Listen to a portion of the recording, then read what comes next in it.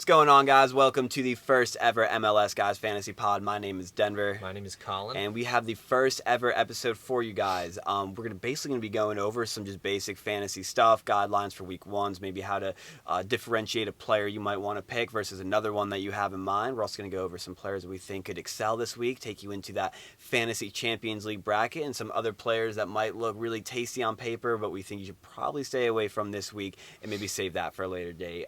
Colin, talking about the Fantasy League Champions playoff bracket, could you just talk to us more about what that means? I know it's the first year that they're doing it. Yeah, brand new this year, MLS Fantasy Champions League. The season is divided into 4 sets of 6 weeks, and the top 50 players from each set will be rewarded with a spot in the Champions League for MLS Fantasy. Yeah. So there will be 200 overall players after the 4 sets of 6 weeks, and they will be participating in their own tournament there. Yep. So there's kind of a lot more, encouragement here, motivation to try to do well, because instead of just finishing high and saying, look what I did, now you actually get to be somewhere, do something, and be involved in something bigger. Yeah. So we're all really excited for that. Absolutely. Colin, I have one quick question to ask you. What place did you finish last year overall in the MLS Fantasy? Do you remember about or anything?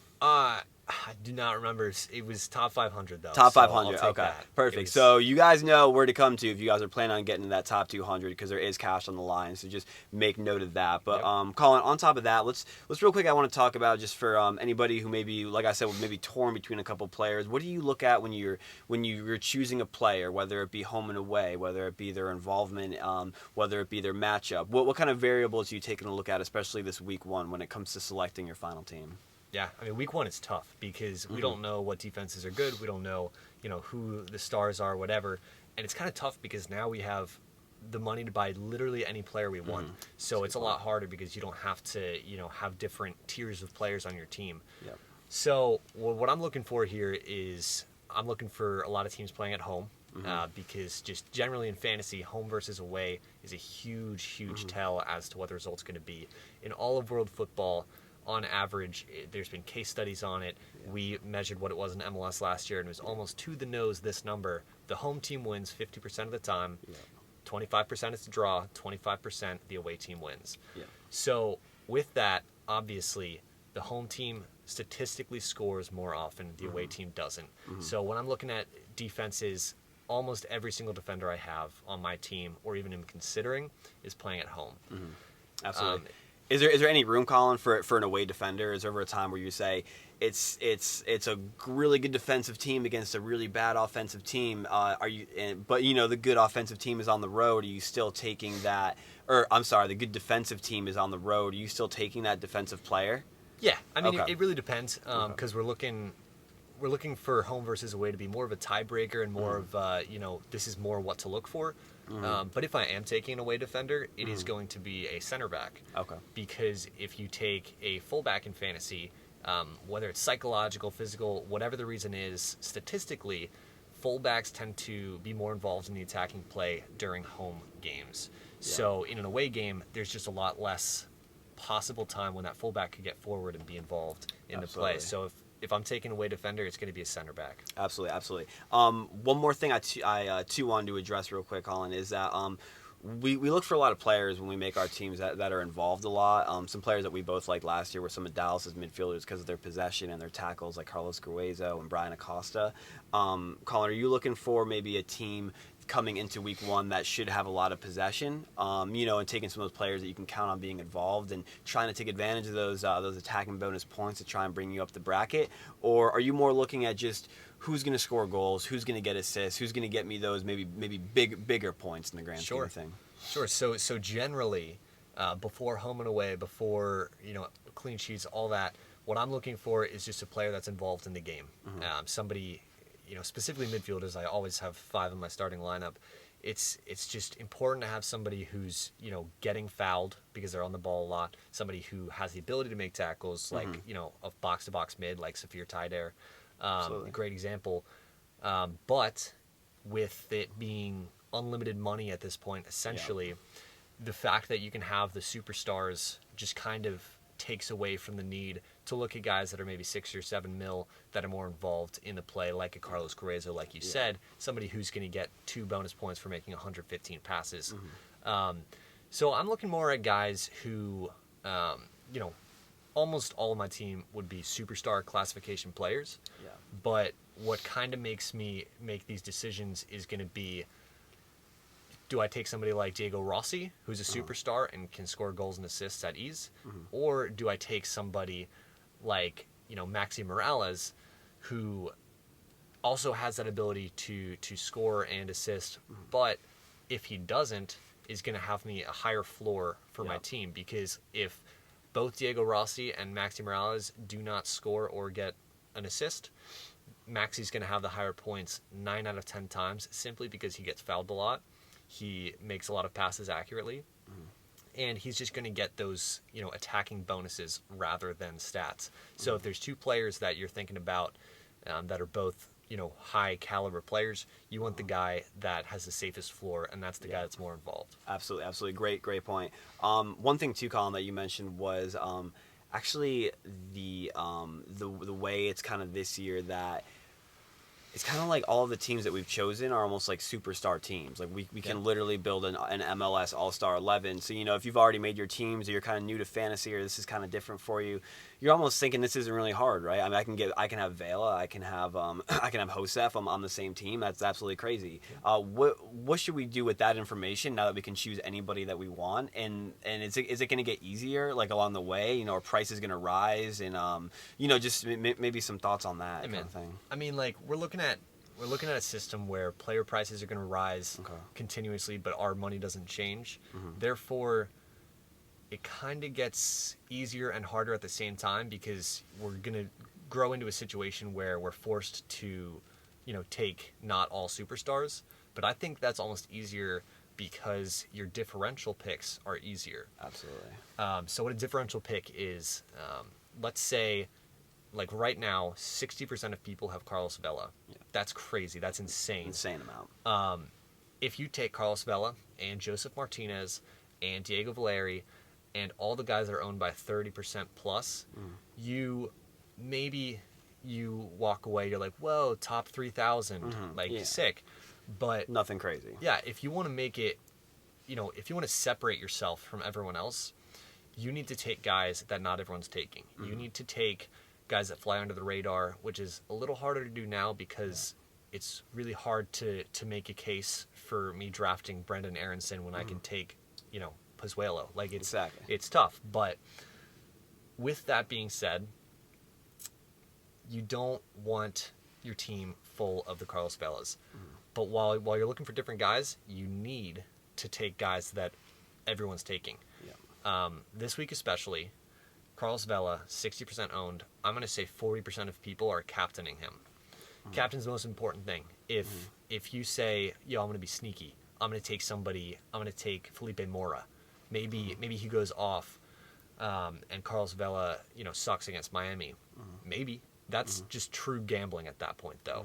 So, in order to stay on par with everybody else, you kind of need Carlos Vela, and there's a very good argument for captaining him, because if Carlos Vela gets 20 points or something like that, and you do not have him, everyone else is miles ahead of you to start the season. Shooting up, yeah, and like you said, it's almost like you have to run with the big dogs, just take your Josefs, take your Velas, but then also recognize the matchups of where you can sneak in and actually predict the players who are going to influence game and get those attacking multipliers and maybe those assists and goals sometime down the road, and that's where you might see yourself starting to separate. So, I think those are all great points. Colin, do you want to, real quickly, because you were actually explaining this to me about the auto-roo and the switcheroo that you pretty much have to take advantage of if you're thinking about getting that top 200. I know it's kind of weird to explain without actually showing you guys, but you just want to try and explain that a little bit. Yeah, so real quick, I'll touch on it. If you have more questions, you know, feel free to hit us up at the MLS guys. We'll try to type it out for you or something like that. But also MLS Fantasy Boss, he has videos explaining how the whole system works. But long story short, there's two ways to not cheat the system, but just kind of an unorthodox way to get extra points. And if you do not use these methods, you're just going to be left behind. So the switcheroo is probably a lot easier at this stage because you have unlimited money. What you're going to do is you're just going to fill out your starting lineup with guys that you would be happy taking, and you're going to fill your bench with guys that if they were in your starting lineup, you would also be happy taking. The bench guys, take someone that you're maybe less sure of. Let's say you're feeling, Raul Ruiz-Diaz. He can boom or bust, really. So maybe you put him on your bench, but he's a good player that you're happy using. You got 3 players on your bench plus a goalie. All of them, you take guys who are going to play before some of your guys in your starting lineup. Yeah. Now, let's say you've Bill Hamid in goal, who plays in the first game. And you have other players that play on the first match day on your bench. After their games have finished, if you are satisfied with their scores and you say, I would take that, I want that, I'm going to roll with that, then you pick players of a position that you could sub them into. You're going to remove that player and you're going to replace them with somebody who has 0% chance of ever seeing the field. Yeah. Somebody who's hurt, somebody who is on international duty, somebody who's just like an academy player that somehow made it into fantasy. Yeah. That way, once that player does not play, the points from your bench guy will be allocated to that player. Yeah. So it kind of gives you a couple shots at having a good game. Because we know with some strikers like Ruiz-Diaz, like you said, his average point total might be 6, but that's without not saying that he might have 3 straight games of 2 points, 2 points, 2 points. Then he goes off for 18 points. And, how are you supposed to know? I want the 18 Raul Ruiz-Diaz points, but I don't want to suffer with the multiple weeks of going 2. So this kind of just gives you a backup. You can take the strikers of your team, the strikers that you like, without necessarily sacrificing your entire week and falling behind the pack. Right. The other way to do it, the auto-Ru. Long story short, you do the same thing, except because you can't afford everybody to be a great player. Guys in your starting lineup that you're hoping to replace with guys on your bench, you're going to already start people that are never going to play.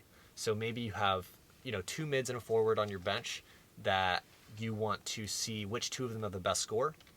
So you're going to have 2 players that they could be subbed in for that will never see the field. So that of those 3 players on your bench, the best score of 2 out of 3 of them will be allocated. Or you can, have one spot that they're all 3 fighting for, anything like that. So really, you're just giving yourself more chances for good games. Yep. And for that Champions League, guys, this isn't anything else like hidden. Like we didn't invent this. This isn't hidden. This is just what you need to do with the other, let's say maybe 10 to 20% of people who are also doing this. Just stay competitive. So this isn't going to win you. This isn't going to win you anything. This is just going to improve your chances at. This just puts you on par with everybody. Exactly. It's almost common knowledge, and just people that play fantasy, consistently, they're going to know that this is a thing. And if you know it already, you're probably telling us to shut up and talk about this week. Yeah. So that's what we're going to do. Yep. Absolutely. Let's head into some positions that some players that we think that your team kind of can't live without this week. Starting at goalkeeper, Colin, do you have any goalkeepers that you think have the best chance at a clean sheet, or maybe could make some saves this week that you think are gonna put your team in a good position to start? Absolutely. So I'll never take a goalkeeper based on somebody that's going to make saves. I'm only vying for that clean sheet spot. If they don't get a clean sheet, it's a bust for me. And I have Stephen Fry. Chicago is a team that's rebuilding. They're almost like it's an expansion side field because we have almost a whole new roster. They cleaned house for the most part. And now, they have Baric up top. They still have Frankowski. But it's just going to be a whole new mesh of players that have to get used to each other.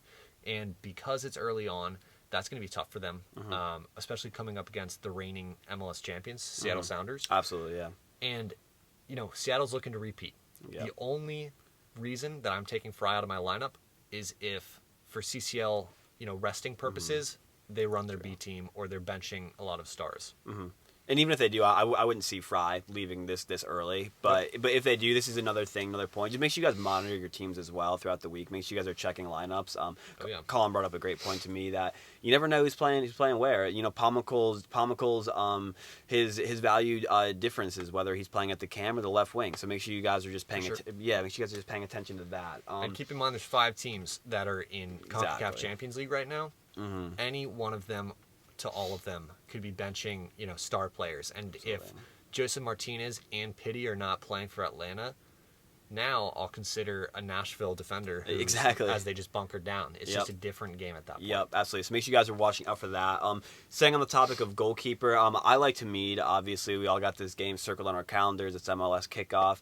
Hamid's a cat. I love the guy, but I think DC has a really good defense, and they started off last year with one of the best defenses in MLS history. I think there were some stats that correlated that they were one of the better defenses the league's seen. Yeah. And honestly, I think Colorado, great depth. Their starting lineup, it's not crazy. They do have good depth, but I think Hamid does walk away with the clean sheet in that one. Personally, Colin, was there any defenders that you think you should be taking this week?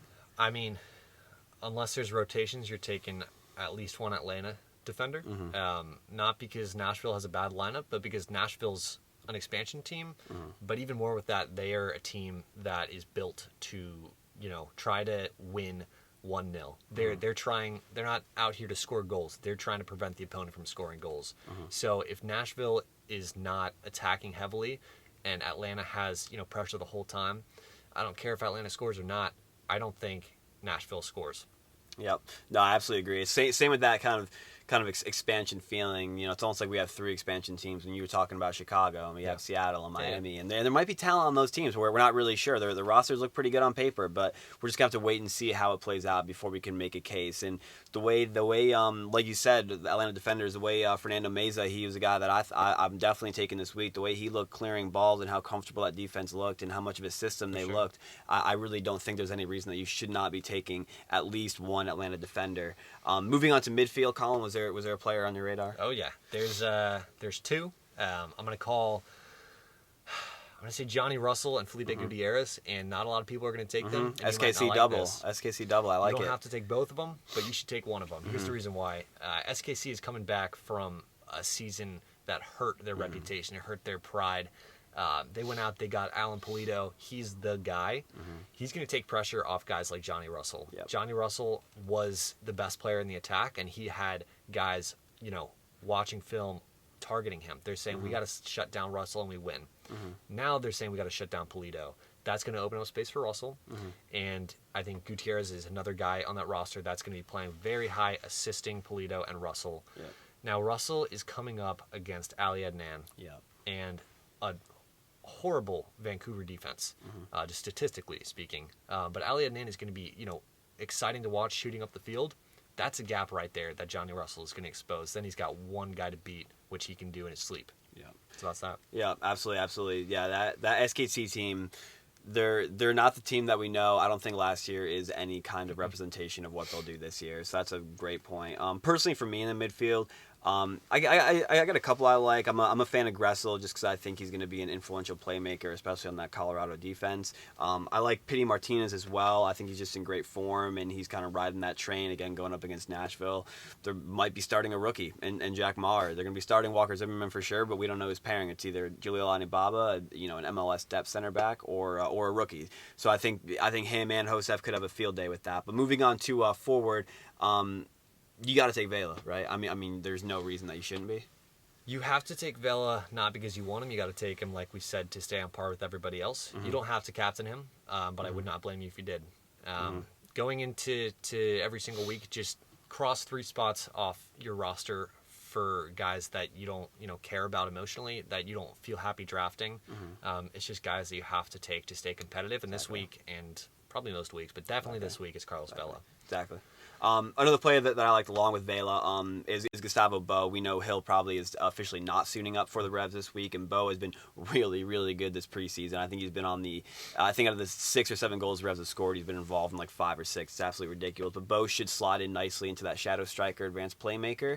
Montreal defense, a little bit spotty. I know after that clean sheet they did come off of, but the Revs attack does look pretty good, and I think there's a good chance that Bo gets on the end of some either assist or goal, or at least some solid attacking bonuses in that matchup. Collins, are any other forwards that you like? Last guy I'll say, it's going to be Christian Pavone. Mm-hmm. He's primed for an MVP season.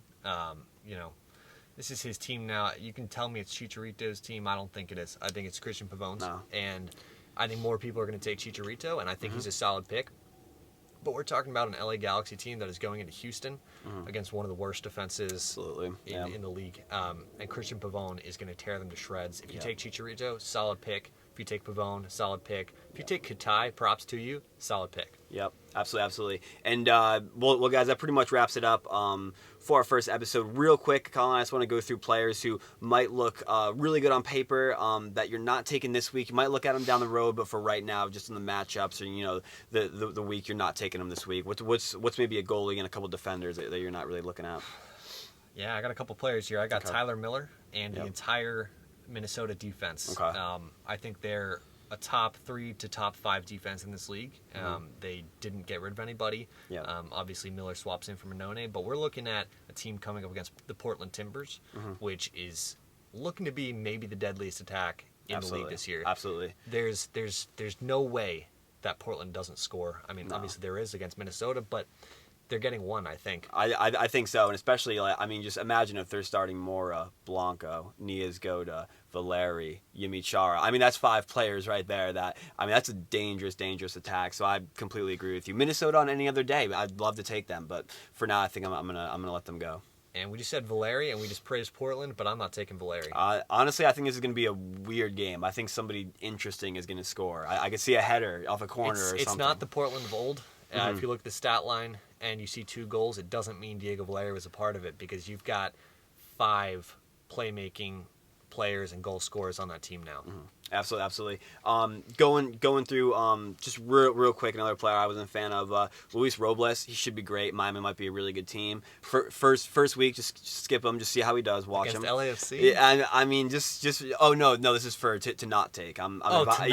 Right. Yeah. I'm Jeez. advising to not take Robles, Lord. but I might. I like Robles. He makes saves. He's gonna keep clean sheets. Don't you worry. But just for now, let him go. Some other players, Alanis on San Jose. He should be good. He's a new transfer, but they're going against Toronto. They have a pretty good attack. Some midfielders, Maxi. We love Maxi. Believe us, we love the little maestro, but we're going to let him walk. You don't want anyone against that Columbus defense. Exactly. It's going to be a scrappy game. They're pretty good, solid defensively. Same with that Bear. Exactly. And like you said, I mean, we're probably taking a Bear maybe 10 to 20% of the time this year, but absolutely not this week. Colin, real quick, is there any other players that you just want to stay away from? Yeah, I'm just gonna end it on. My boy Safir Taider. He's got one of the safest floors in fantasy because of his involvement. But he played last night against Saprissa, but he is not going to play. He's not going to see the field for 90 minutes. Maybe he starts. Maybe he sees 60 minutes. But judging off his fitness level, stay away. Yep. And I mean, usually we like Taider. He's got the high floor, like you said. But for this week, I would definitely stay away. Well, guys, that about wraps it up for the first ever MLS Fantasy Pod. If you guys enjoyed it, feel free to check us out at www.themlsguys.com in our fantasy section. We'll be dropping these pods for y'all. On YouTube, we'll put a link for you guys. You can just hit that right there, and it'll take you there. Check that out. We'll be doing some player fantasy notes as well. That was a big thing of ours last year, so check that out as well. Follow us on Twitter as well, keeping you up to date with all MLS coverage, articles, and whatnot. On top of that, we are going on a road trip visiting all 26 MLS stadiums throughout the country. So we are more than pumped about that, and we'll be pumping out 2 countries. 2 countries, exactly. We have our passports. Don't you guys worry. So we will be bringing you content through there. A lot more to come. Colin, anything else you'd like to say? 5 months on the road. We'll see you guys out there. Yeah, DC. We'll see you Saturday. Later, guys. Later.